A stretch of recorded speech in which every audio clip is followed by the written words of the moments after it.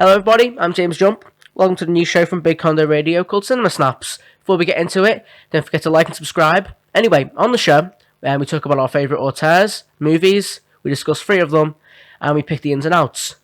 So today's auteur in question is Guillermo Del Toro. I'll be talking about Pan's Labyrinth, Pacific Rim, and oh my god, I forgot the last name.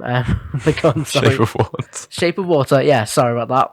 Anyway, this is my guest, Jamie Gardner. Hi, thanks for having me. Excited to be here. So, Jamie, to start off and kick things off, I want to talk about what I think is critically one of Del Toro's best movies, and that is Pan's Labyrinth. I love that film. His Spanish masterpiece, I'd call it, because the aesthetic of the film is you're thrown in this world of mythical wonder with a mix of the Spanish Civil War, the guerrilla fighting with Franco in power, and with the rebels trying to take over again from the fascists. It's a mix of it's a power play between the fascists and the freedom fighters, and mythical versus reality. And Del Toro has done that so many times brilliantly. Yeah, Del Toro, he's probably one of the best directors that I've seen on films. He includes loads of Greek mythology in his films. He includes his Spanish background. Altogether, it's just really good. And Pan's Labyrinth is probably one of my favourite Del Toro films. Yeah, what you said about his background, his Spanish background, he was brought up in a Roman Catholic home. So stuff like the Faun and the Pale Man, that is seen in his work. Because here's a fun fact about the Faun. When Del Toro was a child, he used to get lucid dreams, and what used to visit him was a Faun. So imagine that as a child, you see a Faun. 20, 30 years down the line, you're like, I'm going to include this in my movie. He said he took massive inspiration from that. He took inspiration from everything on that movie. What's your favorite scene from the movie? Because there's so much going on. Yeah, my favorite scene is the one with the Pale Man when he gets introduced.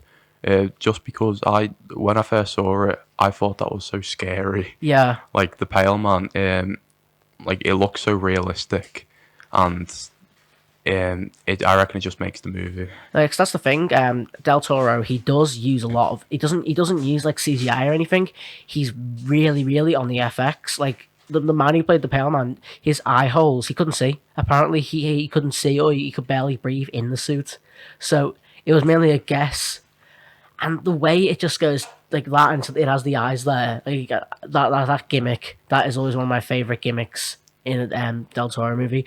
But do you know on the top of the painting and the ceiling, it's got it's got all mythology. Yeah. That and the Pale Man is actually based off a well-known painter called Goya. Basically, Goya painted a picture of Zeus because it was foretold that Zeus's children would betray him, and so what happened was Zeus basically ate his children. Just flat out ate his children, and that's really portrayed in what the Pale Man is, and what the paintings are around. Because Goya went crazy. He painted around his house and everything, and that's what Del Toro's took a massive inspiration of, and that is definitely seen in the movie. Yeah, the Pale Man, he is probably one of the character design of him is great. The fact that they based it off Greek mythology and Zeus and eating children was just amazing to me, and you can see it in the film that it's based on, because he does go around eating children. Yeah, a lot, yeah. But so you said your favorite scene. I think mine has got to be, and this isn't usually one of people's favorites. It's mentioned. Do you know Ophelia? Yeah, the main girl. When she goes into the toad, she has to go and feed a toad 3 magic stones. And she goes in. This toad's massive. It's in a dying willow tree, and she feeds it the stones. It dies, and the tree starts to bloom. Recently, I found out that has so much symbolism in it. The tree actually represents Spain. It represents Spain. I've done a lot of research, and apparently he said something about it. But it represents Spain. And the toad represents the fascist nature of the Franco government. So with what so he didn't say it overtly in it, but Del Toro has definitely took a massive strong stance on against everything like that. He's put it out there. He's been right, this is what I want to show. The symbolism in his movies, there's so much. Actually, there's a lot of uterine imagery in it. Do you know the like it's noticeable. Do you know when the book bleeds red? Yeah. That's like represent the mum. She's the baby. It's bleeding. The tree represents the uterus. It's all very lots and lots of uterine imagery. See, I never knew about the symbolism stuff. Like the representation of Spain. I never knew about that. No, yeah, it's mad what he goes through, like because another thing. Cause I've done a lot of reading up on Del Toro because he is subjectively, I think, one of the best directors of Yeah. the modern time. I've done a lot of reading, and apparently, what influenced him in this film was I don't know where this comes. I don't know. I'm trying to find out where. Maybe you can help me with this. His father was kidnapped when he was a child. He was kidnapped. He was briefly kidnapped. Yeah, and apparently he said he's always took a bit of that like inspiration of like that thriller, like that action fast paced Yeah. thing, and he's put that in his movies. And can you see where it is in Pan's Labyrinth? Can you see anywhere? None. No. But yeah, the aesthetics. You know the aesthetics in the movie. It's Yeah, very. yeah. I want to go back to Greek mythology and all that because the Greek mythology part is brilliant, and I think one of the most times it's prevalent is at the very end. Because with the ending, the ending's up to interpretation. I want to hear your interpretation of the ending if Ophelia died. Well, in the scene, she goes back to being a princess, doesn't she? Mm-hmm. And I think that she has died, and that's all in just that last little second of her mind. I don't think that's actually happened. I think it's all just an illusion for her. It's not actually reality within the film. But like, some people have different like No, yeah. interpretations. Because my interpretation is very similar. It's like a last minute happy moment. We've got Vidal. That's the fascist. I want to call it stepdad. Yeah. That's the fascist stepdad. She has a baby brother. He finally shoots her. Bang. And she's dying. It's her final resting place, and it just happens to be in the labyrinth. And I don't think the labyrinth has anything. I think that Ophelia is just the mind of a child, Yeah. the imagination of a child, and Del Toro's tried to capture what like imagination's like, because we all remember being young, playing imaginary games, something like that, and Del Toro has put that in a movie.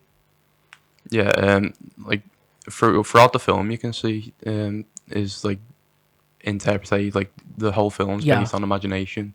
Like the film could literally all just be in her head. Yeah, that's one of the biggest questions in it. Is it in her head? Because yeah, all in her head. But a big thing about the movie was production value. So it's Spanish. Originally, it was going to be in English. Originally, they were they wanted to have it in English, but Spanish directors took it, and his production company took a part of it. I think it's called Tequila, the Tequila Brothers or something. That's a production company. But yeah, originally I couldn't imagine it in English. It just would lose its value, I reckon. No, it would lose like some of this like for him his sentimental value as well because he is Spanish. Yeah, he's so Spanish. if the film was in English, it wouldn't really make much sense to me. No, because I think that show of nationality of Spain, Yeah. of like being critical of something. I think that's what makes the movie. See, because I couldn't really imagine it like throwing in like an English speaking cast to a movie about Franco Spain. No, like It wouldn't work. it goes into the Civil War. Yeah. Like you can't if it was in English, it wouldn't seem like I reckon that it's like sort of realistic with that, like because it's represents Spain. So if they had like English cast, Yeah. it would lose that. It wouldn't be that much of a good film. Yeah. It'd still be like really good cinematically, but it just wouldn't. It'd lose some of the meaning. It wouldn't. It Like, wouldn't be. It couldn't be conveyed because the scenes where Vidal is like, "Hey, this is like translated. Hey, you dropped your morphine. How about you come back for this with your lottery ticket? It could be your lucky day." That in English, you just wouldn't see him. But that's what I mean. Because the Spanish language, it's naturally flows amazingly. Yeah, it would lose some of its flow if it was Oh, in it English. definitely lose its flow. It's like with anime sometimes. Like when that gets pulled over, I don't watch anime, but like Parasite and all that gets pulled over. It's like just doesn't work, and that's why I think Del Toro is brilliant in the Spanish sector. yeah, Because have you seen Devil's Backbone? I've not. No. Devil's Backbone. That's another good film. Because that's the thing. He likes to focus on his horror. He likes to focus on his horror or his like. What would you call Pan's Labyrinth actually? Mythology and I wouldn't call it a horror, but I'd say it has some horror elements, especially like the Pale Man, the Fawn. Yeah, They're scary creatures. it has got a But lot of that. I wouldn't exactly call it a horror. I'd call it more of like a mythological Yeah, film. yeah, I think that's the best way to I'm not describe really it. sure what the actual term would be for it, but mythological with some horror Yeah. aspects and thriller. So we know he thrives in horror. Yeah, horror. But like, what we know that he's also transferred his skills over to something else, and what I mean by that is Pacific Rim. Pacific Rim. So we know he's great in the Spanish sector. He's amazing, and he's been brought into this big, massive Hollywood blockbuster sector to make Pacific Rim.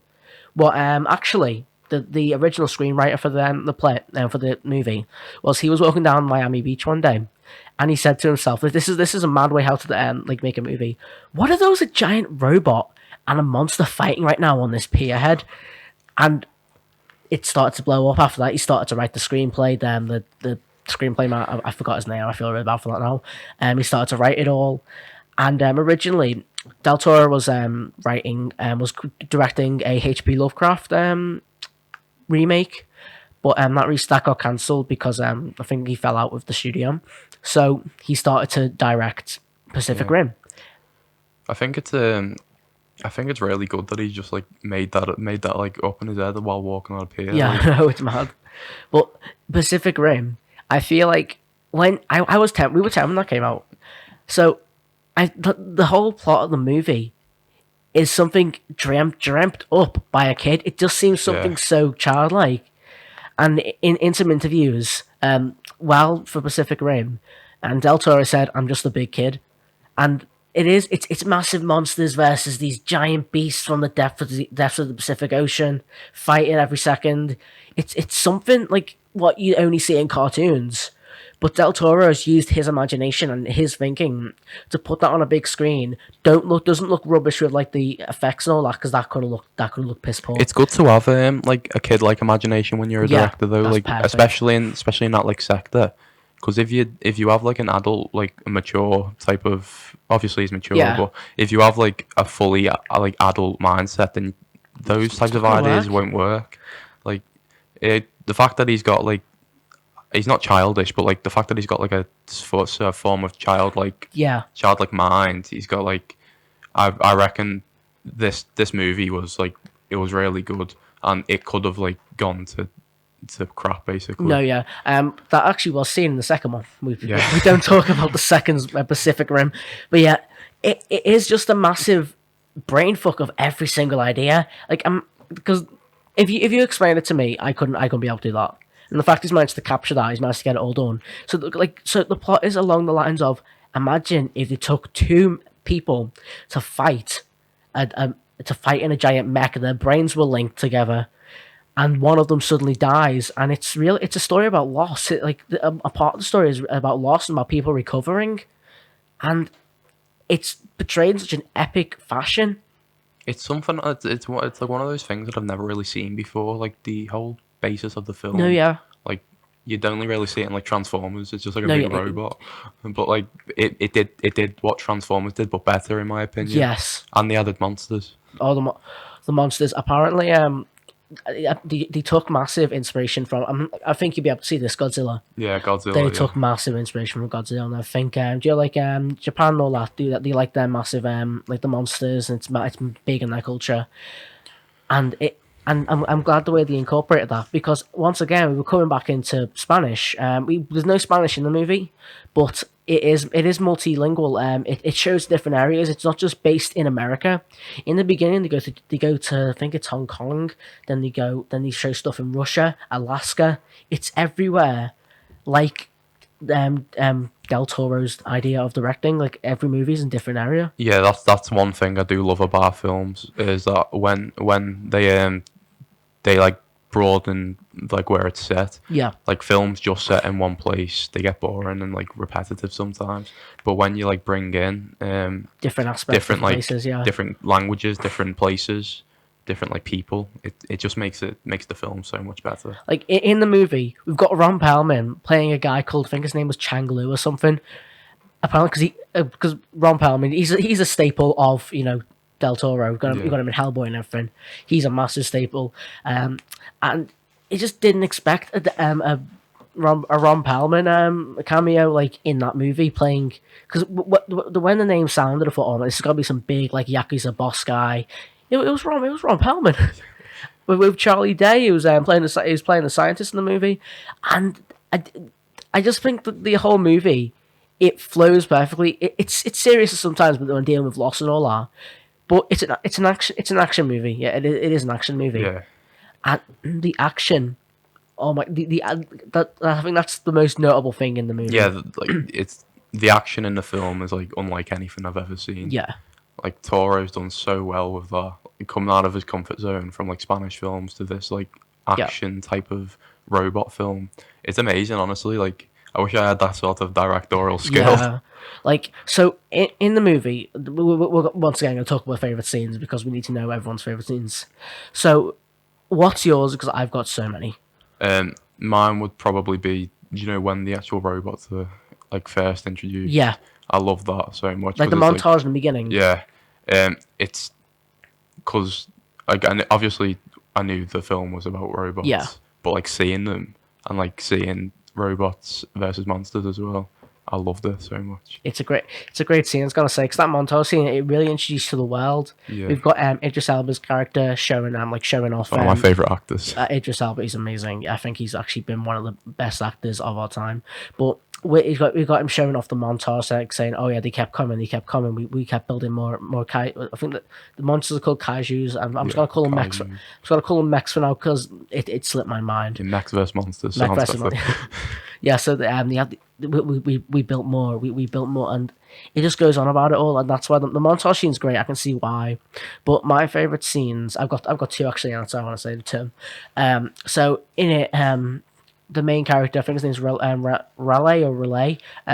He's trying to find his soul, his partner to bond with in the head, so he can like control the mech. Yeah, He finds someone, like doing some like stick train, like a whack, like doing like whack on like the sticks and all that, and and he finally finds her. Like he's like a 4 minute fight scene of like slow. It's like Japanese combat style, and the stylistic. Like I don't know why I think that was one of my favorite fight scenes.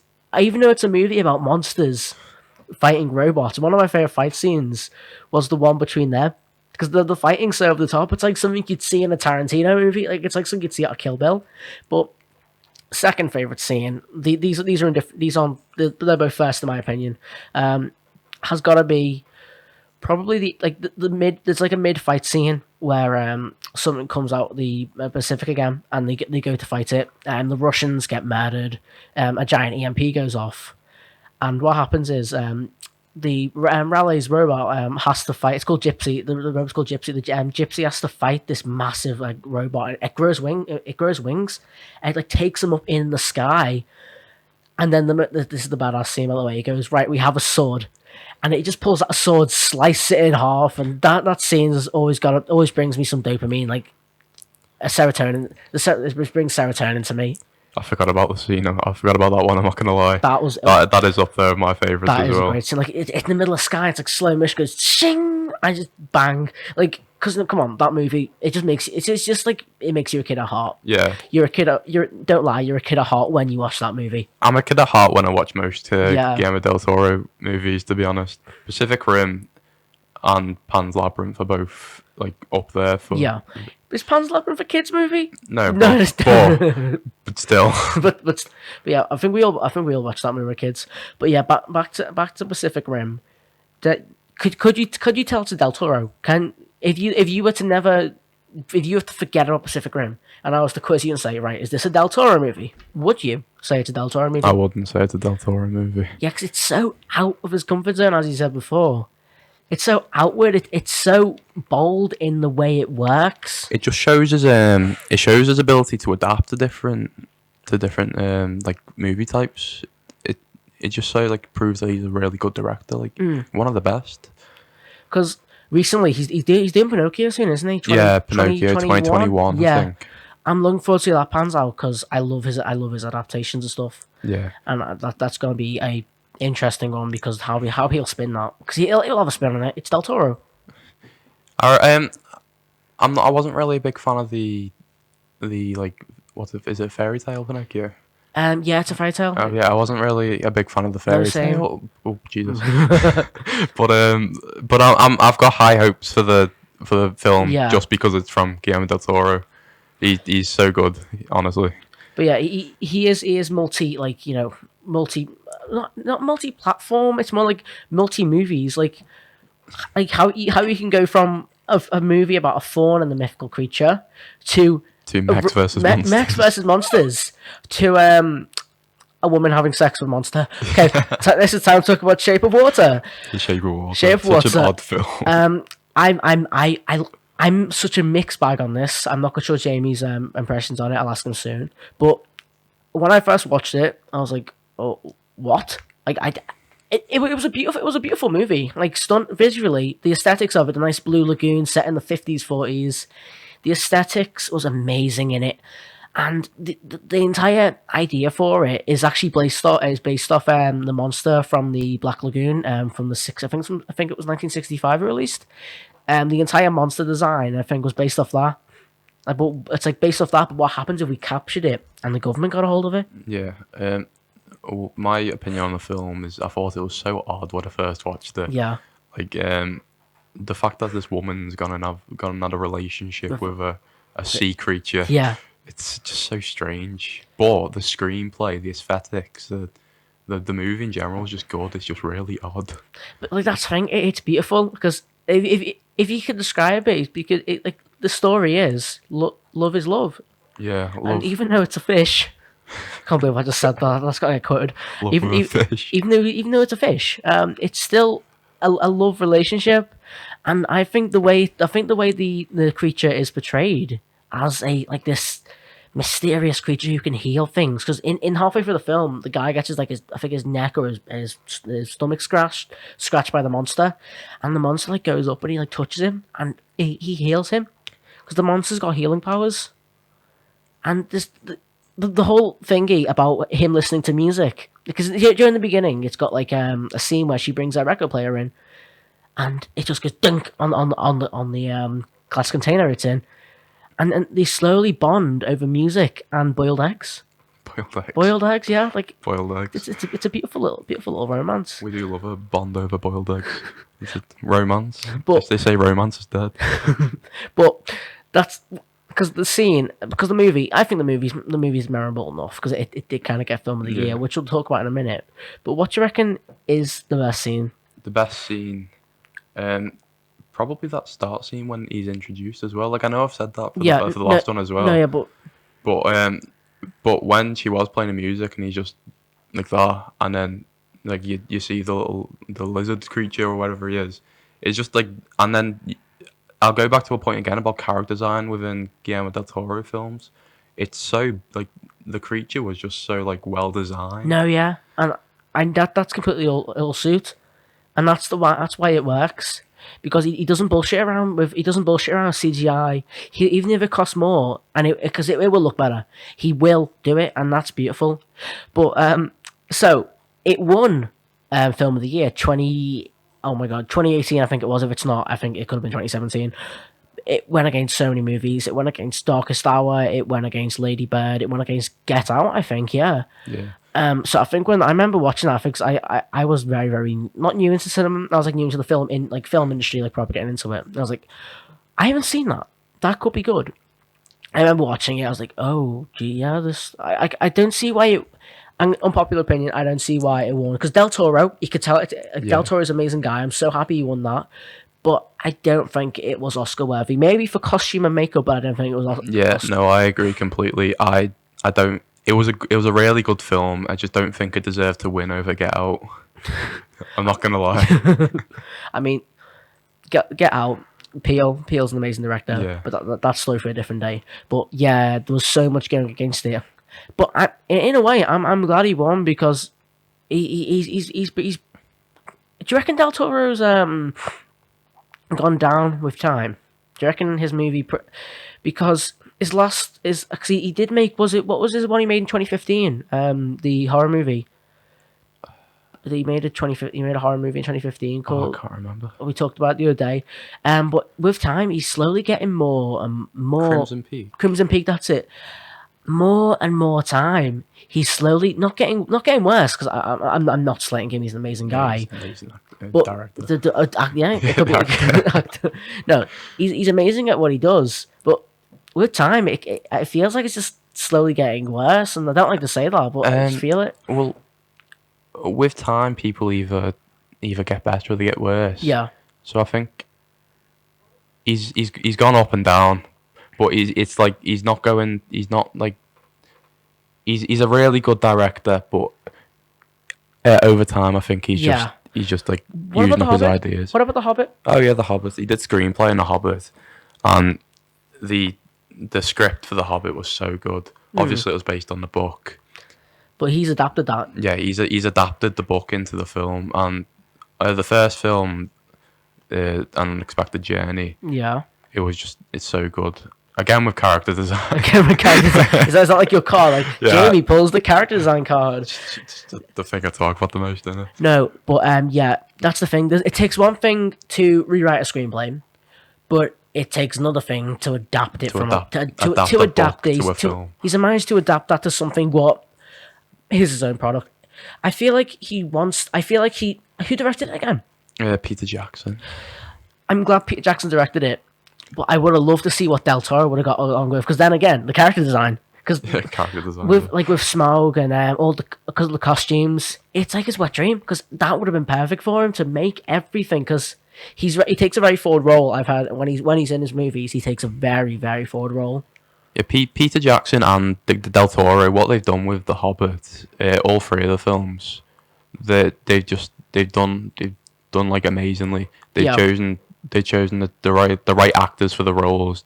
The character design's great. The screenplay by Del Toro is absolutely fantastic, and it's probably one of the best like fantasy type films. And again, he's gone into a different genre. Yeah, fantasy. He hops genres so much. Yeah, like so for this podcast, we've talked about Pacific Rim, Pan's Labyrinth, Shape of Water, a bit of Hobbit, and a tiny smidge about Pinocchio. And we've mentioned a couple of his other movies, but that just range of Del Toro, the range of themes in that set of films, in the range of stuff like that. That's why I always say to myself, he's been one of the best directors, because he really does shine where he's supposed to shine, and that's why I'm glad we've actually talked about him today, because he's amazing as a guy. He's the reason he's one of my favorite directors. I keep saying actors, sorry. The reason he's one of my favorite directors is because he's not limited to just he's not limited. He's definitely not. He's got a broad range of talents. And audiences. He can literally make a film about what to suit anyone's needs. Yeah. He's great, honestly. But I'm glad today we've laid everything on the table, seen about him. I'm glad we've had a good breakdown of some of his movies. Yeah. I think the best one we've talked about is Pan's Labyrinth in terms of aesthetics and all that. But Pacific Rim is my favourite due to fun factor. Out of fun factor, Pacific Rim takes the metaphorical cake. And I'm so glad I've had you to talk on with today. Yeah, these have been some film recommendations and some breakdowns. Do you have anything you want to plug? Anything you want to say? Yeah.